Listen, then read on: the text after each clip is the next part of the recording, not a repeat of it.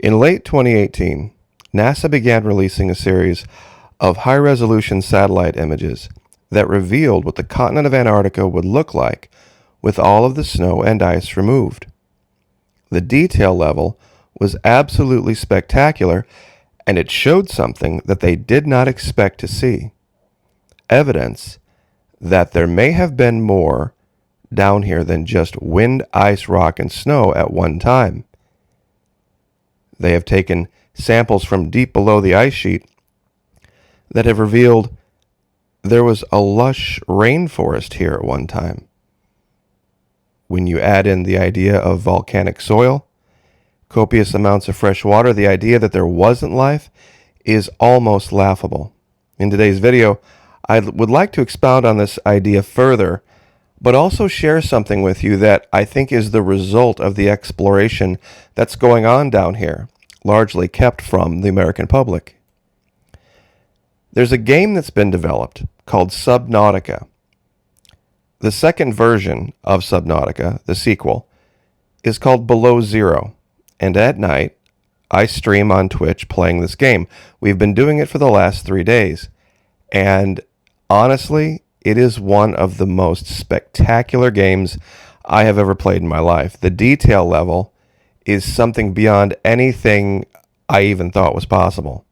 It's a true survival game based on this fictional planet called 4546b that greatly resembles Antarctica. And some of the things that exist in the game, we've only seen through Google Earth satellite images in Antarctica. The screenshots really don't do it justice. It's a true survival game. You have to collect food, you have to eat, you have to filter water, you have to drink water, you have to search for natural resources, you have to turn those natural resources into things that you can use to affect even better survival.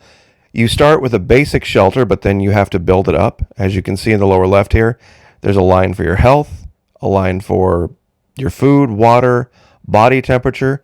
You have to even remember to breathe, meaning you can swim around underwater for a certain amount of time, but you have to surface or you have to get inside your shelter. It is truly an amazing thing, and would love to have you there with us about 9:30, 10 o'clock Eastern Time. We start, and we usually go for 2 to 3 hours. The scenery is absolutely spectacular, but the person who created this knows something about Antarctica. Now, this is just some screenplay from last night. You create storage lockers to store extra resources as you gather them. You build things. You have a little iPad that you keep track of everything with. This is your initial survival shelter right here. And in this particular section, I am just kind of organizing and getting ready for my plan of the day. Now, I'll give you a link, of course, down in the description and or first pinned comment where you can find us in the evenings. But it got me thinking about something that I think is relevant to what we're going through in our country right now. Who remembers the series Lost? Plane crash, deserted island, large group of people having to affect survival. Now, in the game that we're playing, you have to do everything yourself. You're by yourself. You have no one else around. You have to make a priority list. What's the most important? What's the next most important thing? And you have to keep track of everything simultaneously, virtually in your head as you're playing the game. Now, in a situation like this, you have many people. And so you can divide up tasks: food, water, shelter, fire, all of those things. But the human condition always seems to find a way to interfere with these things. And it has something to do with our country and what we're fighting with right now. Now, let me give you a theoretical situation, and this will make perfect sense if you stick with me. on this island where you have been marooned, let's say you're part of the group, people, generally speaking, are narcissistic. There are going to be those who think they should be in charge. There are going to be those who just let other people be in charge. In this particular scenario, two groups form. Group A and Group B. Group A thinks the priority list should read one way. Shelter first, water, fire, food. That's what they believe. Group B thinks that food is the most important thing. Shelter is their second priority. Then water. Then they're going to add in navigation, signaling, weather prediction, and then fire, and then first aid. So you have two competing groups here. And the only thing they're really competing over is priority. Now they decide, well, you know what? We have two groups. We should do this democratically. We should take a vote. And whichever group wins out, that's the priority list. That's what we're going to do. If Group A wins, everybody is going to pull together to put together a shelter. If Group B wins, everybody's going to pull together to do food, and then shelter, and then water. So, two groups of people vying for power, vying for their priority list. Now, I know a lot of you are probably already understanding what's going on here, but what happens? What happens if a third group shows up and says, you know what? We don't agree with either one of those priority lists. We think water should be first, fire should be second, food should be third. Well, guess what happens? Group A and Group B say, wait a minute, if a third group is allowed to show up here, we won't have democracy because we'll never have 51% agreeing on anything. So all groups other than Group A and Group B have to put their ideas aside and join one of the two groups so that we can maintain democracy. Because that's the most important thing. What if a fourth group shows up and says, you know what, we have a different list. We think first aid should be the most important thing. See, Group A and Group B are going to say, doesn't matter. Doesn't matter. We're going to say that there's the only way we can maintain democracy is if we have two groups and one group wins out over the other one, because everything has to be top down. See, what's happened here is the idea of being in charge, not survival, has become more important. This is what narcissists do. See, it is more important that somebody get their way than actual survival gets affected. Sound familiar? This is exactly what's gone on in our country, because if anybody would make the allegation that perhaps Florida goes its own way and does its own thing, and then California does its own thing, you see, that's balkanization. That's anti-America. We can't have that. Even though it would probably be the smartest thing to have one group work on a shelter, another group work on water, another group work on fire, another group work on food. But you see, not in a situation where it's about ego and it's about who's in charge and democracy and all this other crap. Some people have said, okay, we get that, Maki, but you seem to kind of err more toward the Republican side than you do the Democrat side. You know why? I'll tell you exactly why. Because within one of these two groups, there is the idea that states should go their own way. It's called libertarianism. It's the idea that the smallest group is the most important group. Meaning that if Florida does A and California does B, it doesn't mean we're not a country anymore. It just means we're diverse. And it would actually be the best thing for all of us. But you see, Washington, D.C. can't have that. Because for Washington, D.C., it's about Washington, D.C.'s power. That's the only thing they care about. Maintaining the power of Group A and Group B. Because that's democracy. Because there'll always be 51% one way or 49% the other. When you start adding in other ideas and allowing them to have their own platform and stand on their own, see, that's a problem for them. They would flip out over the idea that perhaps somebody with 40% of the vote could be in charge. See, that's what those who worship top-down tyrants love. And in the Democrat Party right now, all they are arguing over is who should be the tyrant. There is no group within the Democrat Party that believes in libertarianism, that believes in the idea of states governing themselves, that believes that D.C. should not be the be-all, end-all of our governance. That's why California doesn't care who its governor is. They don't care. That's why liberal states don't care who their governors are. Because all they do is bow down and worship at the altar of Washington, D.C. This is what Flexit is really about. Florida exit, Flexit. Florida going its own way.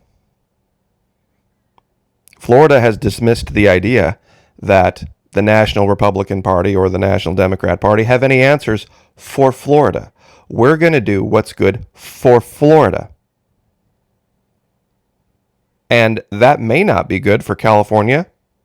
Doesn't make that wrong for California. It doesn't make it right for California. California needs to make its own decisions, as does Idaho, as does Indiana, as does Texas. That doesn't mean it's a bad thing. It's just like being stranded on an island. With the idea of surviving, we have groups of people with different ideas and different priorities and different needs. That we have different governance. We deal with Europe. Europe is Germany and France and Italy and Great Britain and Spain and Denmark. And we deal with them each individually. Why would it be such a huge leap to say that California deals with Germany and Florida deals with France and we deal with each other on that level? Because the idea of Washington, D.C. representing all of us well is impossible. It is absolutely impossible. Now, ideas like this get quashed. And the reason ideas like this get quashed is because of the magical robot army we talked about yesterday. See, cancel culture just didn't start the last few years. See, anybody who's an imperfect person isn't allowed to be in politics. Anybody who's made a mistake in the past, anybody who might have something that they don't want brought out in the media, see, they can't, even if they have good ideas, even if they have something they can really bring to the table. No, not allowed. Because the media will get a hold of something they've done, some mistake they've made in their past, and they'll make this argument, how can you vote for this person who at this point in the past did this, or this? Regardless of their ideas. Regardless of who they are. And that's what brings me back to this, because in this game, it's all you. It's all you. You make all the decisions for yourself. You have no help. You don't have to discuss it with anybody. There's no democracy. If you fail, you die. And believe me, in the game, I've died multiple times.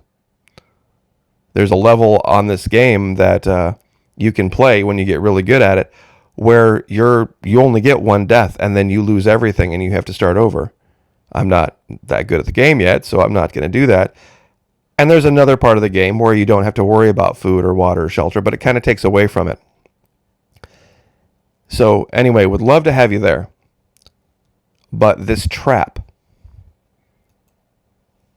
of A or B is not something that just came about by itself. This idea of bullying other people with other competing ideas, even if the ideas aren't perfect, is not new. People have tried to stand up and say, you know what?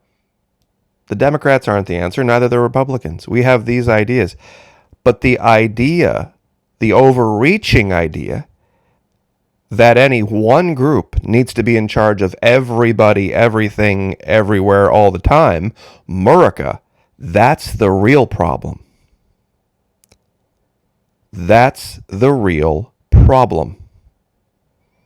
The idea that we can't be a country without there being one overreaching, super powerful tyrant telling everybody what they should and shouldn't do is just bogus. And this is where DC doesn't want you thinking about this too critically. They disagree with Florida? Fine. That's why we're suing them. If it were not the case that it was meant to be this way, what's the point of a state governor? Why do we have state legislatures? Why do we have state senates, state supreme courts, state security forces? What would be the point of any of that if it were meant to be that Washington, D.C. made all of our decisions for us? See, when the Constitution was written, guys, there were no parties. The word party doesn't exist in the Constitution. They're given no powers. People are. Parties don't have powers. Parties are just ways of, it's an expression of narcissism. It's just a social expression of narcissism. That one group of people thinks they need to rule over everyone else. And can't handle the idea of saying, okay, this works for our group. Whatever works for your group, that works too. Maybe if we all work together independently, I know together and independently seem like they're exactly the opposite. They're not. Like I said, one group gathers food, one group looks for water, one group does shelter, and maybe one does better than the other. If one priority, like say they get the shelter up really, really fast, then maybe you can take away from that group and they can help the others search for food. Maybe it's been hard to find water. Maybe you need to put more people in that. But you can't just have it be about people wanting to be in charge for the simple idea of democracy. Meaning we have to have two. Anything more than two, we don't have democracy, is a lie. It is a Washington, D.C. lie. And that's what Florida is really all about right now. And that's what it kind of has to do with Antarctica, because Antarctica is it's going to be about survival. How do you prioritize? What decisions do you make? What do you think is the most important? I guess it would depend not only on the situation, but day to day. Priority lists change as things evolve, as the situation evolves. If you're in a temperate climate for survival, let's go back to that real quick. If you're in a temperate climate where it's not that cold at night and it's nice during the day, shelter should be the last thing you're worried about. What if you have people that are injured? First aid, getting people healthy should be number one. If you're in a very, very hot place and people are going to dehydrate, or if you have a large group where the water is going to run out fast, maybe water should be the first thing. Maybe you're by a river and water's not a problem. And you're in a woods and it's temperate. But finding food for a large group is going to be a hard thing to do. So maybe you should worry about feeding yourselves so that you can maintain the energy levels to be able to do all the other things. See, it just depends. There's no one list that's ever going to work for every group in every situation, even for the simple amount of time that they're out there. list could change for that group depending on how long they're out there. So anyway, 20 minutes. I'll leave it there. But have a happy Sunday. God bless. Would love to see you at Twitch. The game is spectacularly fun. It really is. We went for 2 hours last night, and it felt like 10 minutes. Because there's so much to do, so many things to think about, so much going on at the same time. And it's true survival. It really is. You've got to you can fish, and you can cook the fish, but if you cook the fish, you get more nutrition out of it, but it goes bad faster, meaning you have to use it in a certain amount of time. You can gather salt, and you can cure the fish, and it lasts longer, but then it also means that you have to drink more water because it takes water out of your system. So then you have to spend more time gathering the little filter fish to filter the salt water into fresh water. I mean, it's very, very complex. Whoever did this game, absolutely amazing job. So anyway, I guess we'll leave it there. It's called Subnautica Below Zero, for those of you that would want to try to play it for yourself. It's available PC, PlayStation, Xbox, almost all platforms. It is really, really an incredible, incredible game. I haven't even probably scratched the surface of it in 3 days. So anyway, hope to see you there. God bless. Have a great weekend. Like, share, subscribe, and we'll see you next time.